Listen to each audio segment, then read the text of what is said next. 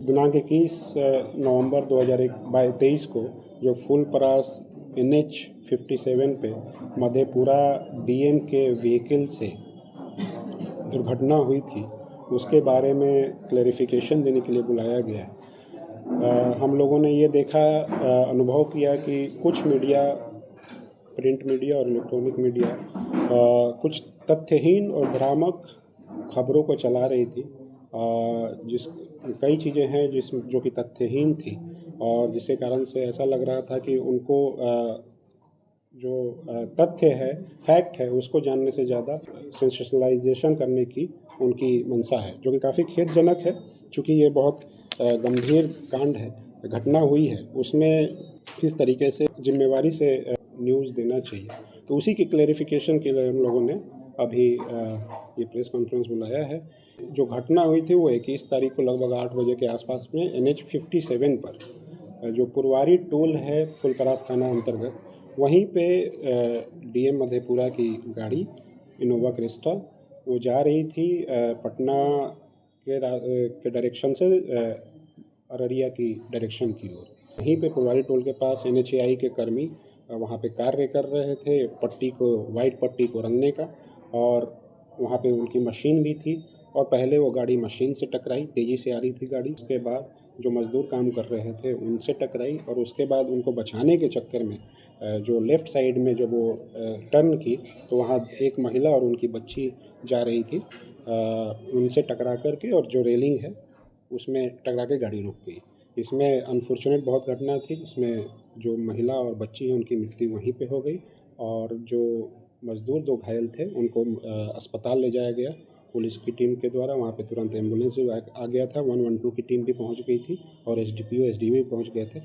इलाज के क्रम में एक मज़दूर की भी मृत्यु हो गई, बाकी एक मज़दूर जो और घायल थे वो अभी स्वस्थ हैं, ठीक हैं, उनका इलाज अभी भी चल रहा है। तो जो ये घटना हुई थी उसमें बहुत ही संवेदनशीलता से और त्वरित तौर पे पुलिस ने भी और प्रशासन ने भी कार्रवाई की है। वहाँ पे 5 मिनट के अंदर में हमारी पुलिस की टीम पहुँच गई थी, और जो घायलों को है वहाँ पे अस्पताल में भर्ती कराया गया तुरंत। उसके अलावा SDO और SDPO भी तुरंत वहाँ घटनास्थल पर पहुँच करके सारी कार्रवाई उन्होंने की है।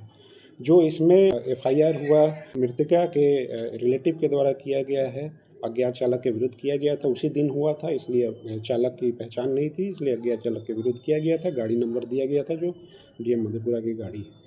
उसमें मैंने तुरंत ही IO जो है निर्देशित किया था कि IO इंस्पेक्टर लेवल का होना चाहिए, क्योंकि इसमें ये बहुत ही गंभीर घटना हुई है, तो उसमें इंस्पेक्टर लेवल, ताकि अनुसंधान अच्छे से हो सके।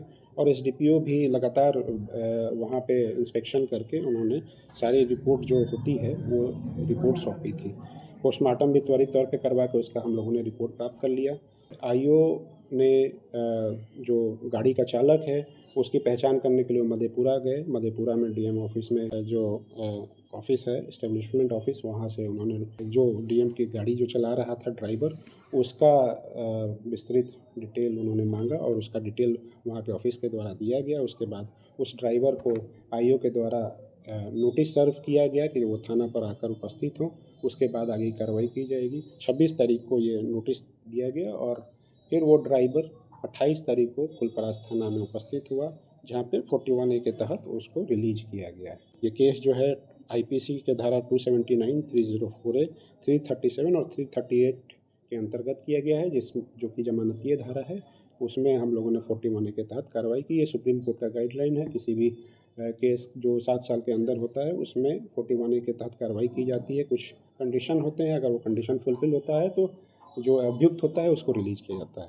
तो हम लोगों ने जो ड्राइवर है, IO ने ड्राइवर को रिलीज़ किया है, और उसके बाद जो गाड़ी जो दुर्घटनाग्रस्त थी उसका इंस्पेक्शन MBI के द्वारा भी, तकनीकी खराबी के विषय में MBI के द्वारा भी जांच की गई। उसके अलावा FSL की मुजफ्फरपुर की टीम भी आई थी, उसने भी गाड़ी की जांच की है, उसका रिपोर्ट अवेटेड है। MBI का रिपोर्ट आ गया है, गाड़ी में किसी तरीके की तकनीकी खराबी नहीं पाई गई है। उसके अलावा जो मुआवजा का प्रस्ताव है हम लोगों ने भेज दिया है, और जो पारिवारिक मुआवजा है वो अंतिम चरण में है, 1 से 2 दिन के अंदर में उनको प्राप्त भी हो जाएगा। तो ये सारी कार्रवाई की गई है हम लोगों के द्वारा। हाँ, जो ये ड्राइवर है उसके ड्राइविंग लाइसेंस को कैंसिलेशन के लिए भी हम लोग ट्रांसपोर्ट डिपार्टमेंट को लिख रहे हैं। ये सारी कार्रवाई की गई है। इसमें जितनी भी प्रोटोकॉल होता है इन्वेस्टिगेशन में, जितनी भी विधि सम्मत कार्रवाई करनी होती है वो सारी चीज़ें की गई हैं।